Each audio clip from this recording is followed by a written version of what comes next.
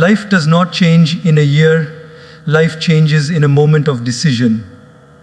And if we can discipline our mind and focus our energy, even 7 days are enough to plant the seed of transformation. We often complain about distractions, temptations, and lack of direction. But remember this, God has already given us the most powerful tool, our mind. If we learn to control it, nothing outside can control us. Today I want to take you on a journey. 7 days to self-control and focus. A journey that will make you unstoppable. My friends, the world is noisy, full of distractions, and constantly pulling us in every direction. Social media, opinions of people, temporary pleasures, they all fight for our attention. But tell me, what is the greatest wealth? It is not money, it is not position. It is the ability to master yourself. Self-control is the art of saying yes to what takes you forward and no to what pulls you down. Focus is the ability to keep your eyes on the goal while the world tries to shake you. For the next 7 days, if you walk with me on this path, you will not only train your mind, but also align with the divine strength that God has. Awareness is the foundation of every transformation.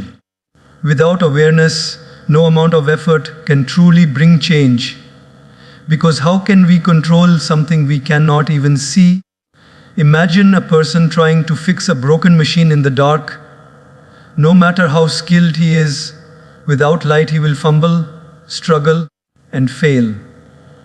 But the moment the lights are turned on, even a simple adjustment can bring the machine back to life.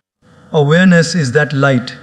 It is the ability to see clearly what is happening inside us and around us. We often think that self-control means fighting against our impulses. But the truth is, before we can control anything, we must first notice it. For example, when you reach for your phone every 5 minutes, is it because you need it or because your mind is restless? Most people do not even realize how controlled they are by their habits. They scroll endlessly, not because they want to, but because the habit has taken over. Awareness means catching yourself in that very moment and asking, why am I doing this? Is this helping me or harming me? That single question can break years of unconscious patterns. Let us take a simple daily life example. Imagine you are eating dinner, and while eating, you suddenly realize that you are full, but because there is still food on your plate, you continue eating. In that moment, your body is signaling to you, but your habit is stronger than your awareness. If, however, you stop and become conscious, listening to your body instead of your greed, you practice self-control. This is the power of awareness. It is not about punishing yourself or denying yourself, but about becoming awake to the reality of what is happening inside you. Another example is anger. How often do we regret the words we said in anger? Later, when the storm is over, we sit quietly and think, I shouldn't have said that. But in that heated moment, awareness disappeared and reaction took over. If we could only pause, take a deep breath, and be aware of the rising fire within us, we would gain the power to respond wisely rather than react blindly. Self-control is not about never feeling anger. It is about noticing it when it arises and then choosing what to do with it. Awareness also means being mindful of your environment. Sometimes we blame ourselves for losing focus, but the real problem is the environment we have created. If your desk is cluttered with distractions, if your phone notifications are constantly ringing, if your room is noisy, how can you expect your mind to stay calm?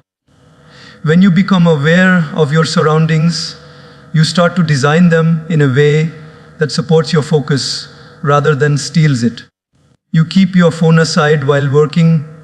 You create a clean space. You surround yourself with uplifting people and conversations. This is awareness in action.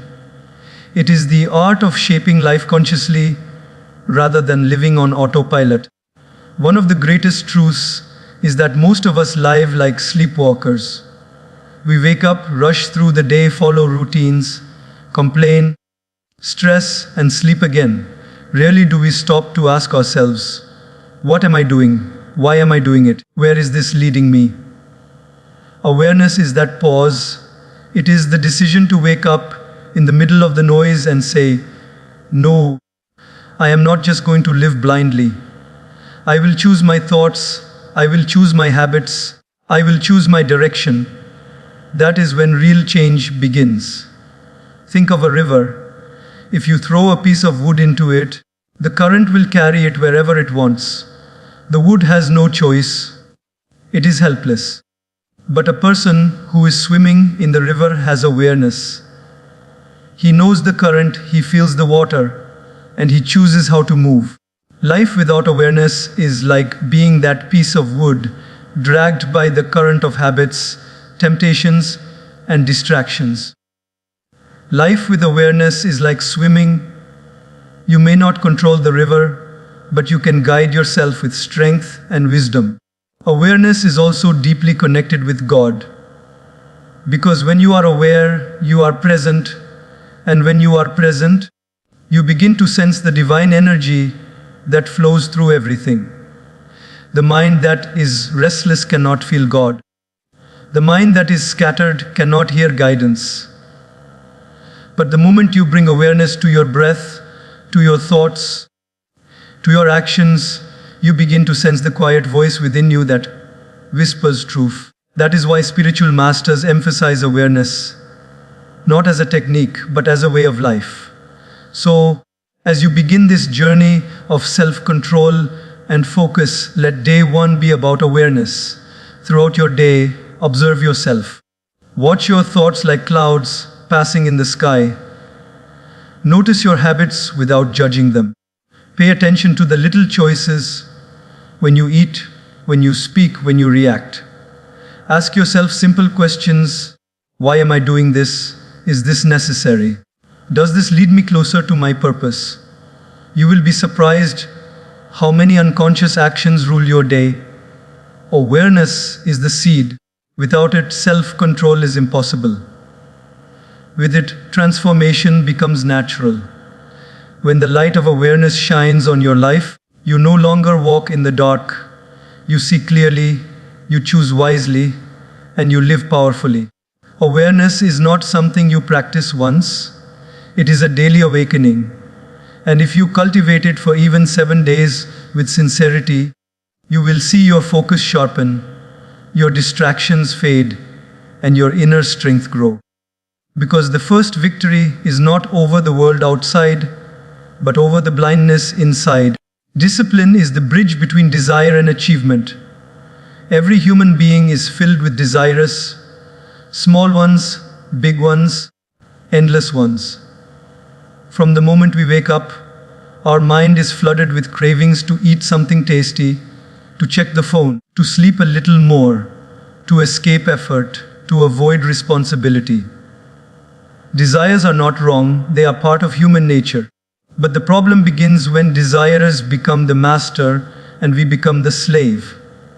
If every impulse dictates our actions, then our life is no longer in our hands. Self-control is the art of putting discipline above desire. Imagine a student preparing for an exam.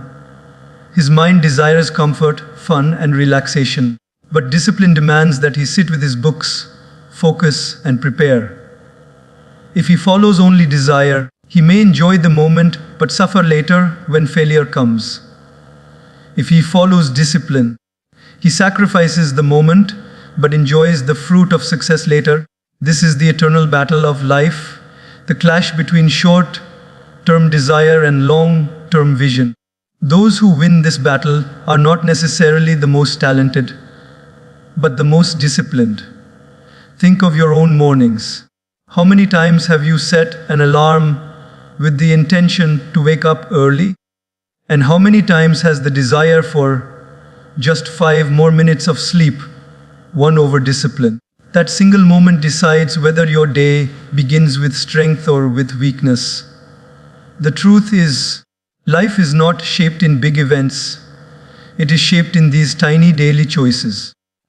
And discipline means standing firm in those little battles where desire whispers one thing, but your higher self knows the truth.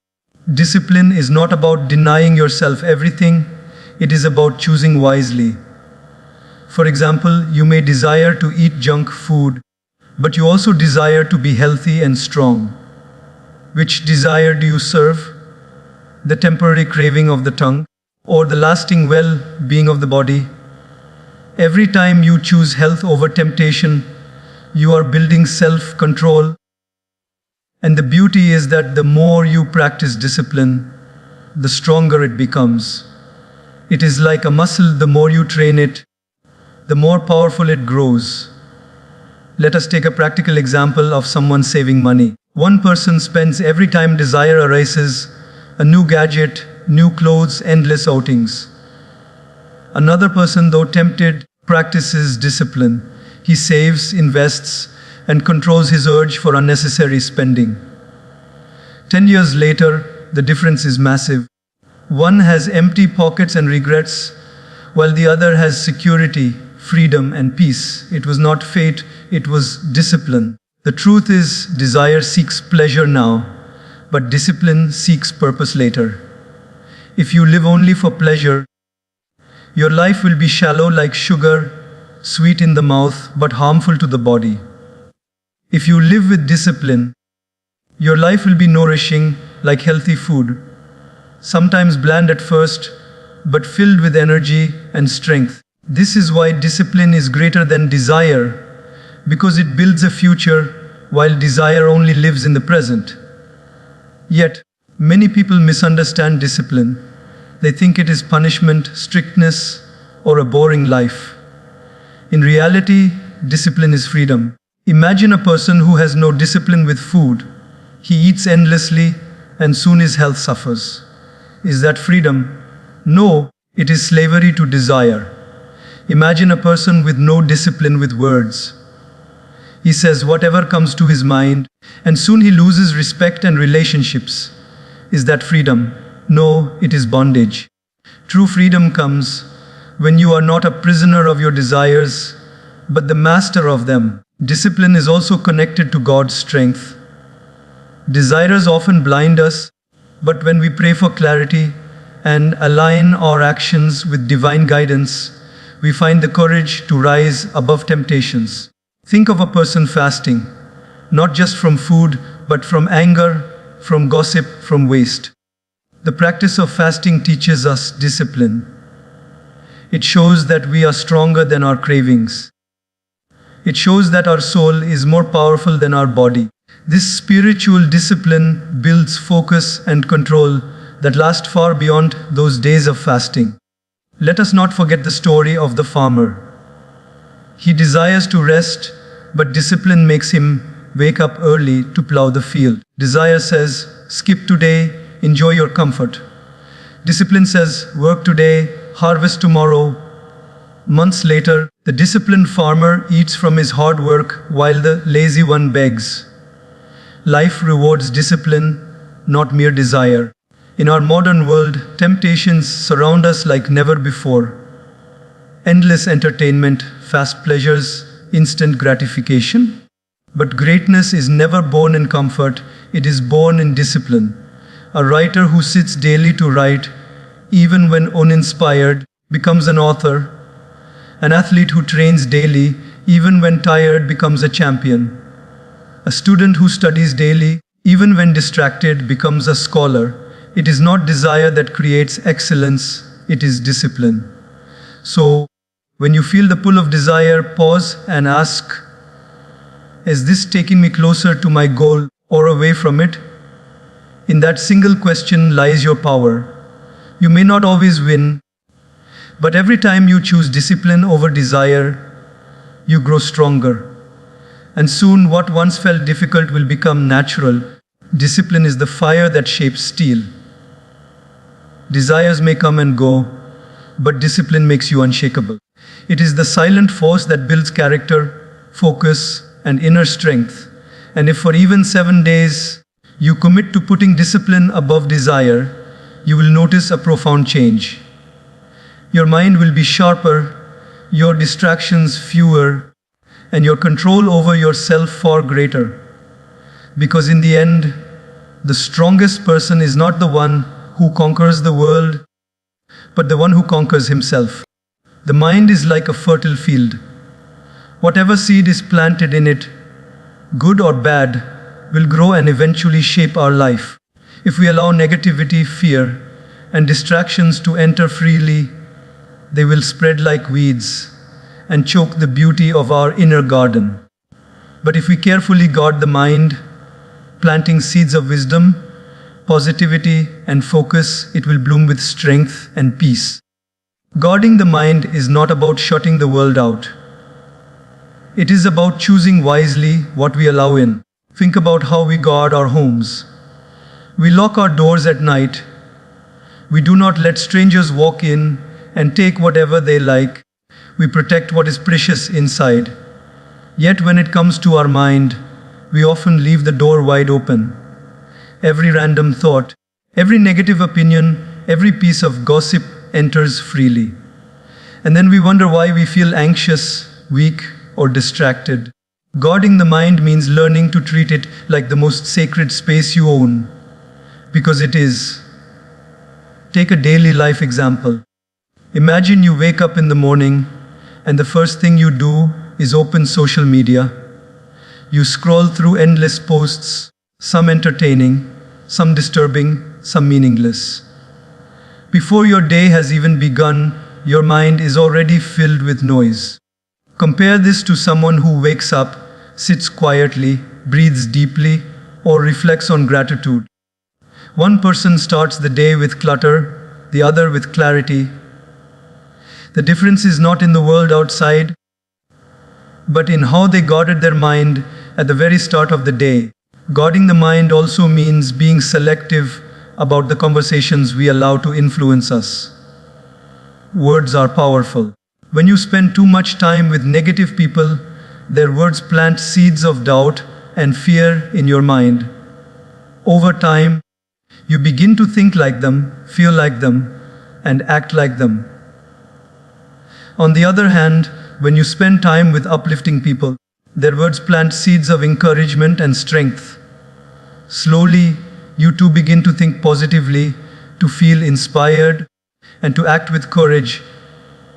Guarding your mind is about deciding who gets the privilege of influencing it. Another example is entertainment. What we watch, listen to, and read are all food for the mind. Just as eating junk food daily weakens the body, consuming mental junk weakens the mind. Violent movies, shallow shows, endless gossip, all these shape our thoughts without us even realizing it. Guarding the mind means asking, is this nourishing me or draining me? When you choose wisely, your focus becomes sharper and your control over yourself stronger. But guarding the mind is not only about what we keep out, it is also about what we keep in. Thoughts of anger, jealousy, or regret can poison us silently. They replay in the mind like broken records, stealing our peace. A simple practice of awareness can stop this. Whenever a negative thought arises, instead of feeding it, we can say, "This thought does not serve me." Slowly, the grip of such thoughts weakens and the mind becomes lighter. Consider the example of a student who must prepare for an important exam. His mind, however, is flooded with fear. What if I fail? What if I forget everything? These thoughts drain his energy before he even begins. Another student, facing the same challenge, guards his mind by saying, "I will do my best. I have prepared. I will focus on effort, not fear." This shift in mindset allows him to channel his energy into study instead of worry. The same situation, two different outcomes, all because one guarded his mind and the other did not. Guarding the mind also means practicing focus. Just as a soldier guards a gate, The mind must stand watch against distractions. When you sit down to work, your phone beeps, your thoughts wander, your desires whisper. If you are unguarded, you follow every impulse. But if you are guarded, you bring your mind back again and again to the task at hand. This is how great works are achieved, not by brilliance alone, but by a guarded, focused mind that refuses to be scattered. Even spiritually, guarding the mind is essential. When the mind is restless, it cannot feel the presence of God. When it is filled with noise, it cannot hear inner guidance. But when the mind is calm, protected from unnecessary clutter, a deep clarity emerges. In silence, we realize that God has always been with us, guiding us, giving strength.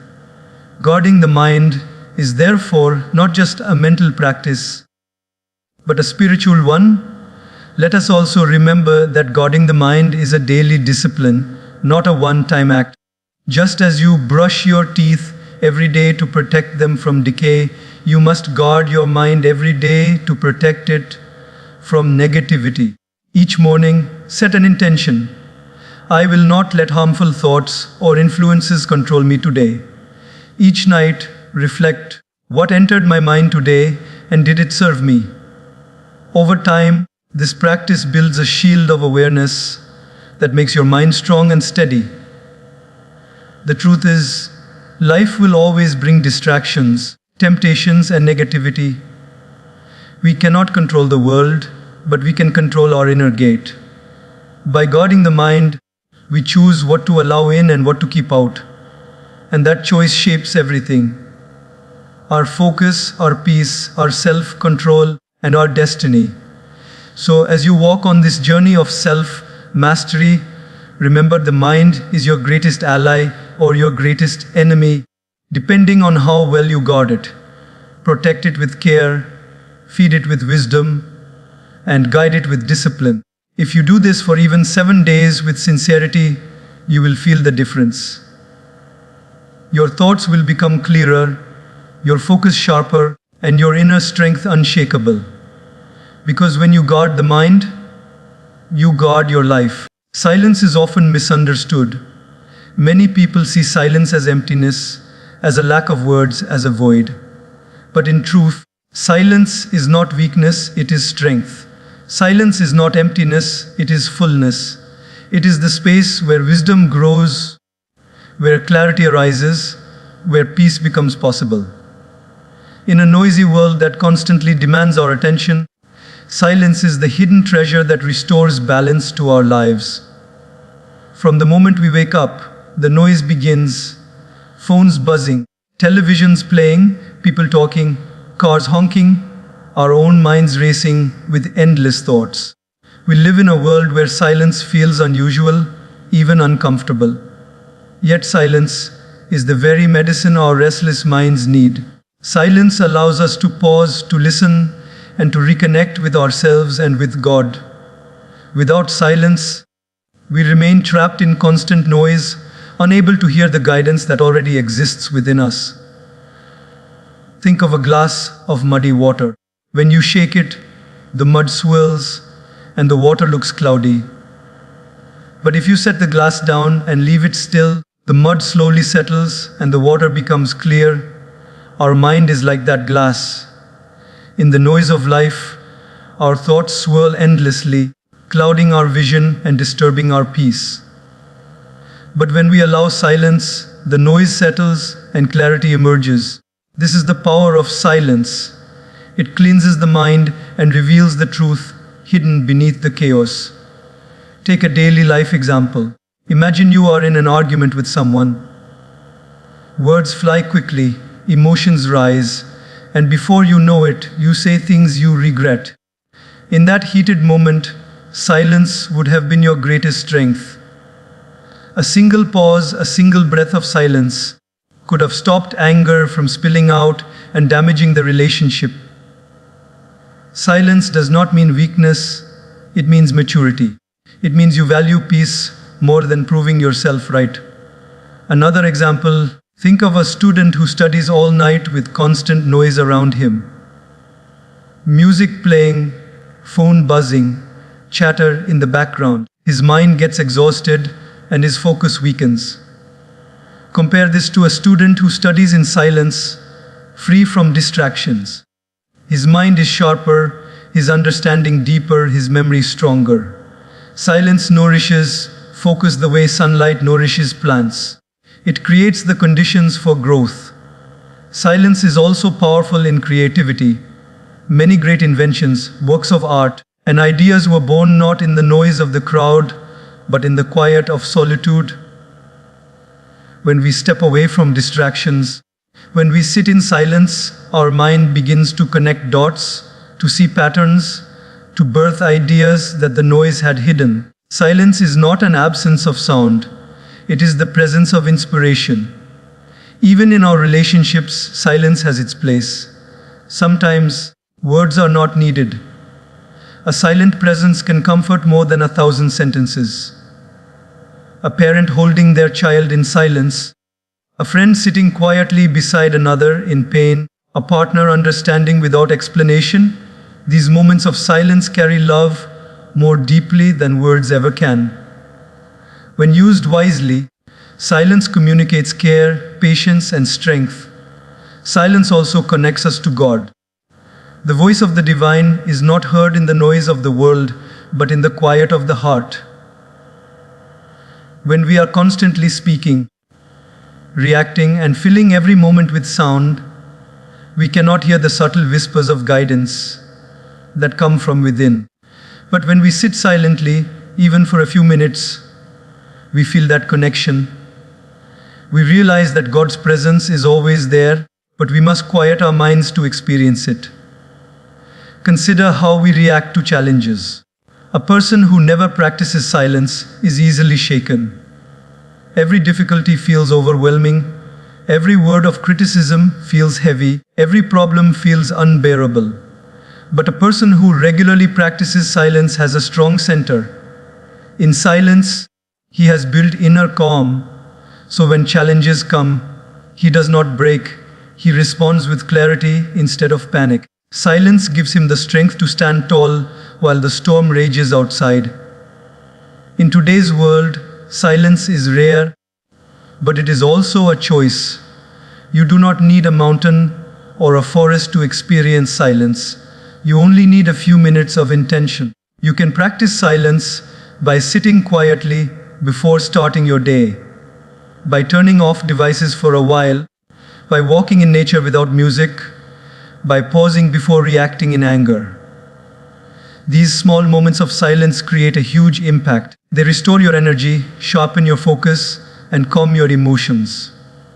Silence is also a form of self-control. It is easy to speak, easy to react, easy to fill every gap with noise. But it takes strength to stay silent when silence is needed. It takes control to hold back words that may harm, to resist the urge to react, to choose calm over chaos. Each time you choose silence over unnecessary noise, you strengthen your ability to master yourself. Imagine the mind as a lake. When the surface is disturbed, you cannot see the reflection of the sky. But when the lake is calm, the sky is perfectly mirrored. In the same way, when our mind is restless with constant noise, we cannot see the reflection of truth. But in silence, the mind becomes still and we can see reality as it is. Silence gives us vision, strength, and wisdom. So, as you walk this journey of self-control and focus, let silence become your companion. Not silence as escape, but silence as strength. Sit with yourself in stillness. Listen to the whispers of your own soul, hear the guidance of God, and let your inner noise settle. For in silence, you will discover that the greatest answers were never outside. You carried them within all along. Silence is not empty. It is full of wisdom, full of strength, full of peace. It is the language of the soul.